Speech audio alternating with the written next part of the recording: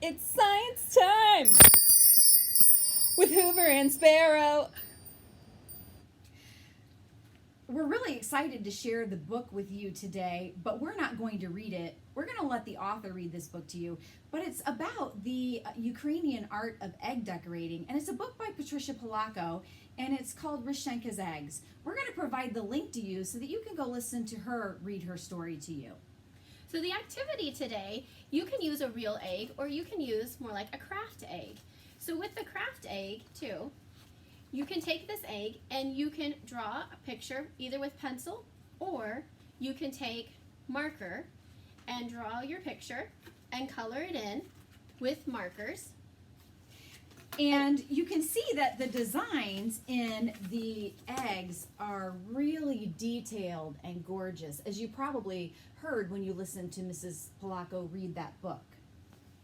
You'll get unique designs just like these with all different colors.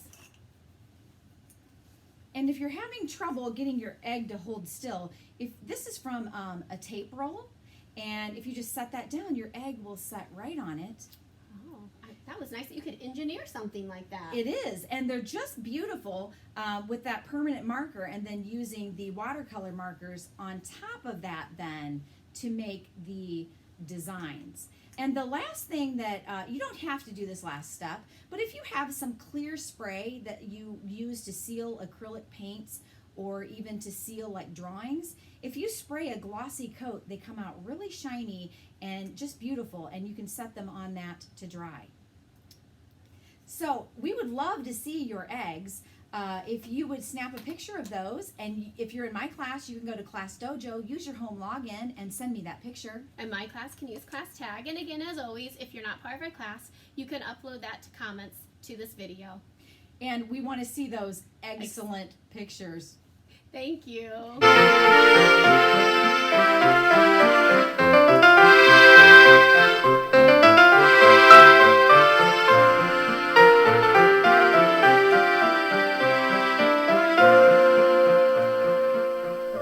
Rashenka's Eggs, as told by Patricia Polacco.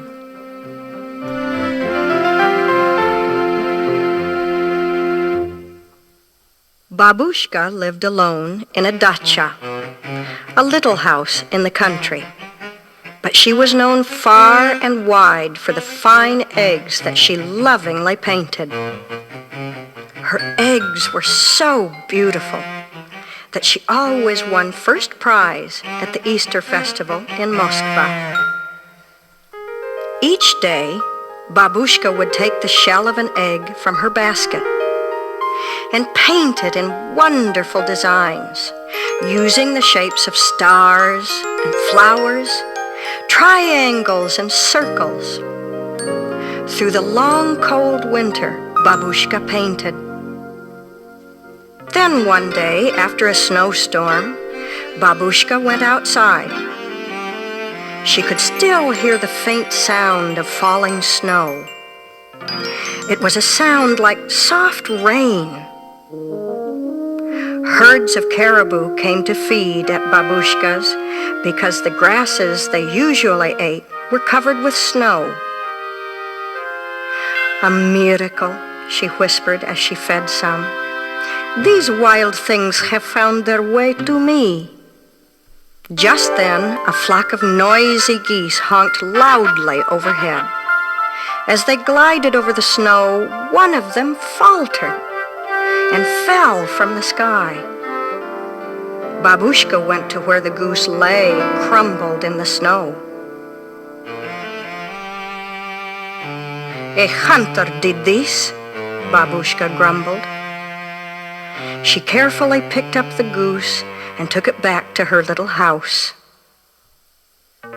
There, she fed the little goose from her own table and put the goose in her best basket lined with the warmest quilt from her own bed. "I shall name you a good name, one that we both can like, eh, my little friend?" she said as she patted the goose's head. "How do you like Rashenka?" "Yes, then Rashenka it shall be." With Babushka's care, Rashenka grew stronger as each day passed. To repay her kindness, Rashenka laid an egg for breakfast every morning. As Rashenka got better, she waddled around the little house exploring every nook, cupboard and corner. One day she jumped on top of Babushka's work table, overturning the jars of bright-colored paint that she used to color the eggs. "Niet!" Babushka screamed as she chased the goose with a broom. "No!" The frightened goose flapped her wings to get away and knocked over the basket of eggs that Babushka had so lovingly painted. The eggs crashed onto the floor and shattered into millions of pieces. They were both very sad. There was no reason now for Babushka to go to the festival. The next morning, Babushka slowly got out of bed and trundled over to Rashenka's basket to get her morning egg. But when she reached into the middle of the quilt, she picked out the most brilliantly colored egg that she had ever seen. "A miracle," Babushka whispered. "A miracle." She made small holes at both ends of the egg and blew the yolk and white into a dish to cook and eat later for breakfast. Then she held the egg up to the morning light and marveled at its beauty. After that, every morning, for 12 mornings, there was another egg, each more beautiful than the one laid the day before. Soon Babushka had enough eggs to take to the festival in Moskva. How wonderful, she thought. A miracle has replaced the eggs that were broken. "Spring is here, my little friend," Babushka said to Rashenka the morning of the festival. "Soon now you will be flying off to the north with your flock." She bustled to the hearth fire and brewed some of her most favored tea. The two shared a saucer of tea with kulich, a sweet Easter bread. She covered each piece with pashka, a spread of cheese, butter, and raisins. They savored each bit together. "One for you, one for me," Babushka chanted. "Da, da, my little friend, I shall sorely miss you, but you are a wild thing, and a miracle sent you to me. It would not be right to ask you to stay here with me forever." When Babushka left her little house, she took one last look at Rashenka sitting on the doorstep. She waved, then took determined steps for Moskva with the basket of her precious eggs. She crossed Lebetov Valley, where the caribou mothers were walking their newborn calves. A miracle, she thought. New little lives. A miracle. She crossed the bridge over the Moskva River, and soon she could see the onion domes of old Moskva. The festival was bright and exciting. There were goat carts selling kulich, processions, dancers, jugglers, and laughing children playing and running. Babushka showed her old friends the eggs. Her eggs are the most beautiful in all Russia, they thought. Look at them, the elders said. They almost glow, as if the paint is part of the shell itself. The judges picked Babushka's eggs as the most beautiful. Babushka was so happy. She beamed as she looked at the first prize, a feather bed quilt. As Babushka made her way homeward, A honking flock of geese flew overhead.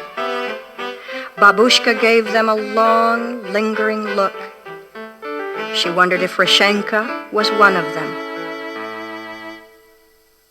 When Babushka arrived at her home that evening, Rashenka was gone. Alone, she put the new quilt on her little bed.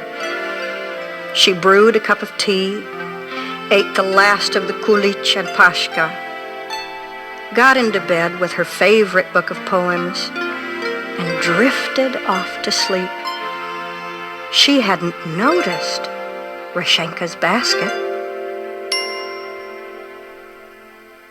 But that night, Babushka was awakened from a sound sleep by an ever so small sound.